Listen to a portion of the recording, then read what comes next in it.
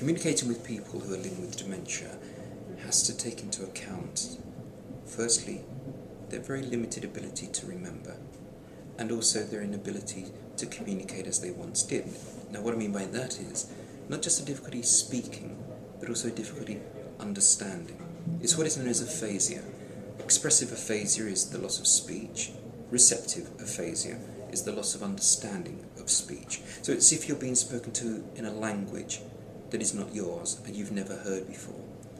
If we consider the memory problem first, if you can only remember for 30 seconds, then obviously if you're faced with somebody who's just talking endlessly at you, very quickly you forget what the beginning of the conversation was about, and all you're facing is just a stream of words that might be relatively meaningless.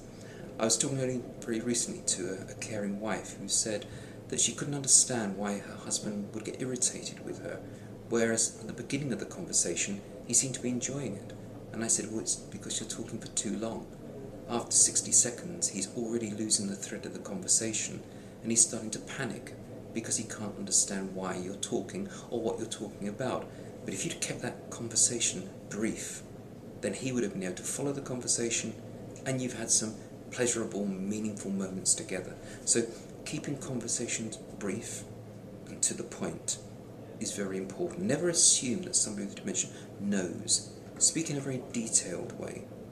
And so you keep your conversations brief, straightforward. Don't give people too many choices, because if you give people choices, you're actually tapping into the need to remember, to exercise thinking. So it's not, would you like a cup of tea or a cup of coffee? It's, would you like a cup of tea? The person will say yes or no. And then if you want to offer them another choice, do that as a separate communication. And then, aside from keeping those conversations brief, always be aware that a person may be struggling to get their own words out, as well as understanding what you're saying.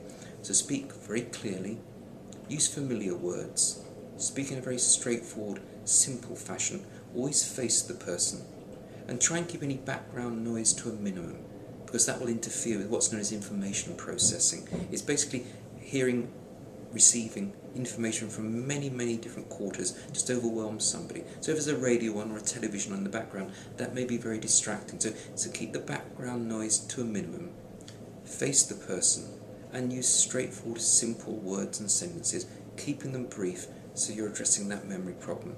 And then you may be quite surprised at how well somebody with dementia can hold a conversation.